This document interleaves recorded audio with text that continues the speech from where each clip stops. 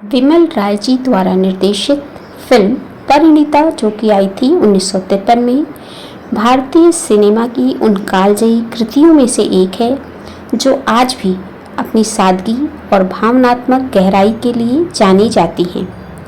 शरत चंद्र चट्टोपाध्याय जी के प्रसिद्ध उपन्यास पर आधारित यह फिल्म समाज, प्रेम और आत्मसम्मान के द्वंद्व को खूबसूरती से दर्शाती है। आइए सुनते हैं मूवी का रिव्यू। यह film black and white cinema के उस दौर की है जब कहानियाँ संवादों से ज़्यादा पात्रों की आंखों और खामोशी से कही जाती थी।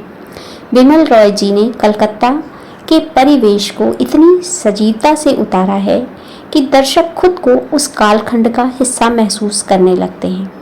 अभिनय की बात करें तो मीना कुमारी जी ने ललिता के किरदार में जो शालीनता और गरिमा दिखाई है, उसने उन्हें रातों रात एक गंभीर अभिनेत्री के रूप में स्थापित कर दिया। अशोक कुमार जी ने शेखर के रूप में एक ऐसे प्रेमी का किरदार निभाया है जो अधिकारवादी भी है और परिस्थितियों के हाथों मजबूर भी है। दोनों की केमिस्ट्री में एक ठहराव है जो आज की फिल्मों में मिलना मुश्किल है। संगीत दिया है अरुण कुमार मुखर्जी और मन्ना डे जी के।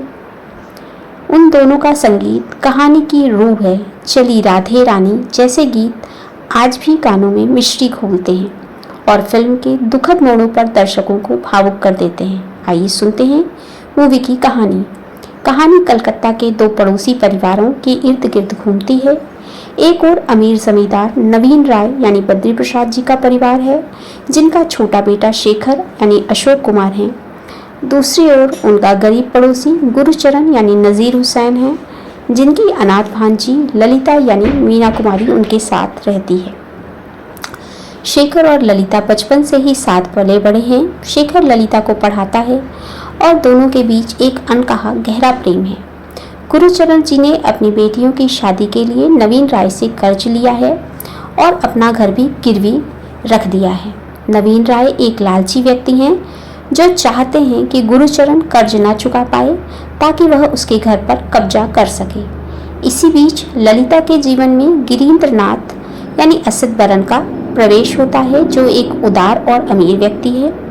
गिरीन्द्र ललिता के मामा की आर्थिक मदद करता है, जिससे नवीन राय चिढ़ जाते हैं।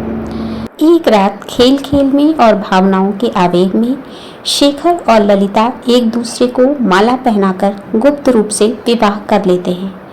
ललिता अब खुद को मन ही मन शेखर की पत्नी मानने लगती है, लेकिन जब शेखर को पता चलता है कि गिरीन्द्र ने उनके परिवार की आर्थिक मदद करी है, तो वह ईर्ष्या और गलतफहमी का शिकार हो जाता है।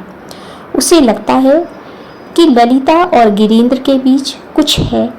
नवीन राय दोनों परिवारों के बीच में एक दीवार खड़ी कर देते हैं, जिसकी वजह से अपमानित होकर गुरुचरण अपने परिवार के साथ घर छोड़कर चले जाते हैं। शेखर के पिताजी उसकी शादी एक अमीर घर में तय कर देते हैं और शेखर अपने पिता के दबाव में चुपचाप इस रिश्ते को मान जाता है। बाद में नवीन राय जी की मृत्यु हो जाती है, लेकिन शेखर फिर भी उस रिश्ते के लिए तैयार रहता है। बाद में गुरुचरण जी की भी मृत्यु हो जाती है, लेकिन गिरीन्द्र जो है उनसे वादा करता है कि वह उनके परिवार की लड़की से शादी करेगा, तो वह उनकी छोटी बेटी से शादी कर लेता है। ललिता वापस आती है। अंत में शेखर को अपनी गलती का एहसास होता है जब वह उसकी शादी पर आती है और वह सामाजिक बंधनों को तोड़कर ललिता को अपनी पत्नी के रूप में स्वीकार करता है, जिससे यह कहानी एक सुखद अंत तक पहुंचती है। आइए जानते हैं पुरस्कार और उपलब्धियों के बारे में। इस फिल्म को आलोचनात्मक और व्यावसायिक दोनों ही स्तरों पर बड़ी सफलता मिली। फिल्म फेयर सर्वश्रेष्ठ निर्देशक का पुरस्कार विमल राय जी को उनकी बेहतरीन निर्देशन कला के लिए यह पुरस्कार मिला।